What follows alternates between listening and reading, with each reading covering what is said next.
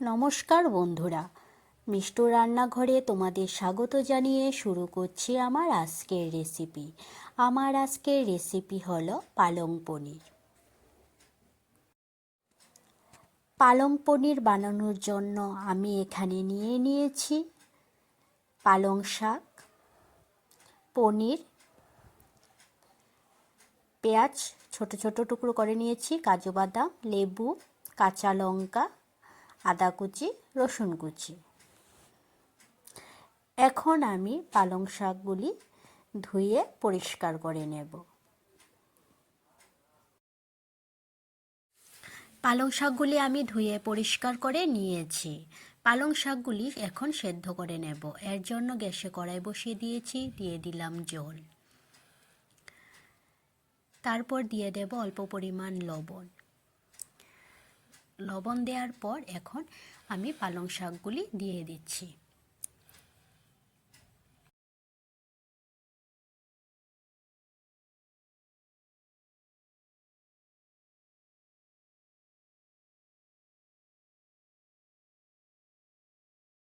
পালং শাকটা সেদ্ধ করার সময় আমি পালং শাকের সঙ্গে দিয়ে দেব 6-7টে কাজু বাদাম।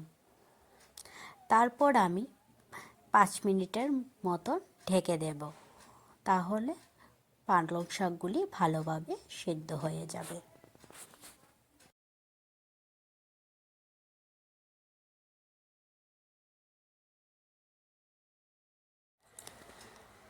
পালং শাকগুলি আমার সেদ্ধ হয়ে গেছে। এখন আমি পালং শাকগুলি তুলে ঠান্ডা জলের মধ্যে রেখে দেব। বাটিতে আমি ঠান্ডা জল নিয়ে নিয়েছি। পালং শাকটা ঠান্ডা জলে রাখার কারণে পালং শাকের রঙটা ঠিক থাকবে।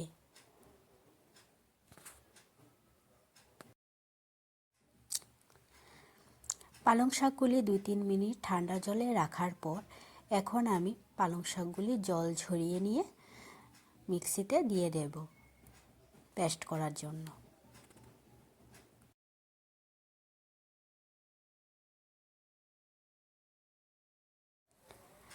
পালং শাক পেস্ট করার সময় আমি 5টে কাঁচা লঙ্কা দিয়ে দিচ্ছি, দিয়ে দেব 1 টুকরো লেবুর রস।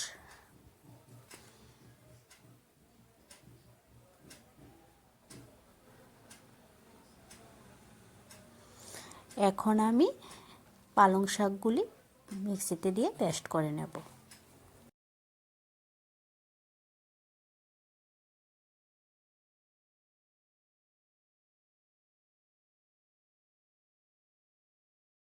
পালং শাকটা আমার পেস্ট করা হয়ে গেছে। এখন আমি পালং শাকটা প্লেটে তুলে নিলাম। এখন আমি গ্যাসে কড়াই বসিয়ে দিয়েছি। অল্প তেল দিয়ে আমি এখন পনিরগুলি ভেজে নেব। হলুদ আর লবণ দিয়ে দিয়েছি তেলের মধ্যে। এখন পনিরগুলি দিয়ে দেব। তোমরা চাইলে পনিরগুলি নাও ভাজতে পারো। আমি পনিরগুলি ভেজেছি, তাহলে পনিরগুলি ভাজলে খেতে স্বাদ লাগে। আমার পনিরগুলি ভাজা হয়ে গেছে। এখন আমি পনিরগুলি বাটিতে তুলে নিচ্ছি। এখন আমি কড়াইতে 1 চামচ ঘি দিয়ে দিলাম। দিয়ে দেব বড় চামচে 1 চামচ সাদা তেল। রান্নাটা আমি সাদা তেলেই করব।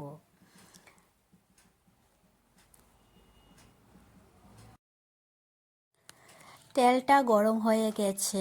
এখন আমি ফোড়নে দিয়ে দেব জিরে।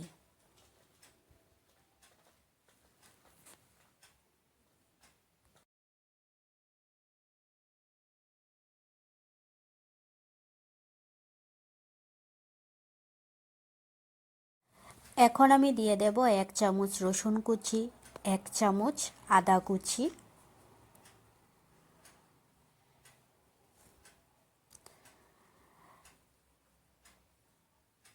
আর দিয়ে দেব কুচুনো পেঁয়াজ।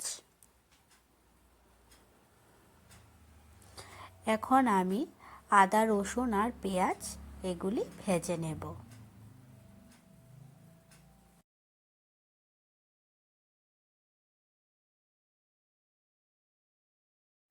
পেঁয়াজ ভাজা হয়ে গেছে, এখন আমি দিয়ে দেব জিরে আর ধনে গুঁড়ো। জিরে আর ধনে গুঁড়ো আমি একসাথে মিশিয়ে দিয়ে দিচ্ছি। তারপর দিয়ে দেব পরিমাণ মতন হলুদ আর পরিমাণ মতন লবণ। মশলাটাকে এখন আমি নাড়তে থাকবো। মশলাটা যাতে পুড়ে না যায় সেই জন্য আমি অল্প একটু জল দিয়ে দেব মশলাটা কষানোর জন্য।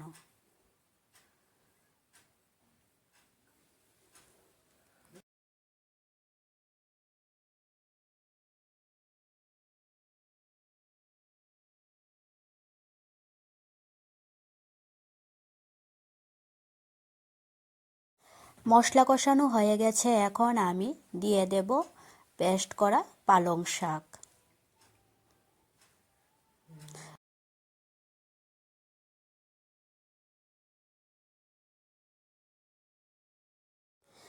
পালং শাকটা দেওয়ার পর আমি ভালোভাবে নাড়তে থাকবো যাতে পালং শাকটা আর মশলাটা ভালোভাবে মিশে যায়।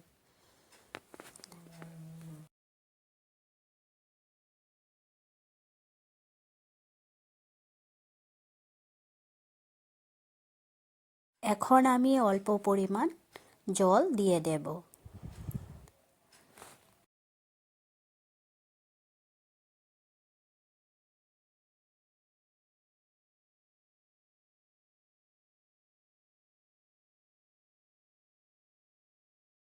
পালং শাকের হালকা তেতো ভাবটা কাটানোর জন্য আমি এখানে চিনি দিয়ে দেব।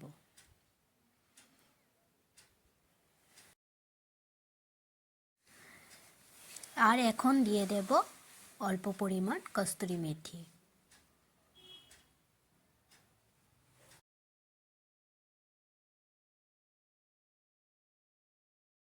পালং শাকের গ্রেভিটা আমার হয়ে গেছে। এখন আমি দিয়ে দেব আগে থেকে ভেজে রাখা পনিরগুলি দিয়ে আমি আরও কিছুক্ষণ নাড়াচাড়া দিয়ে নামিয়ে নেব।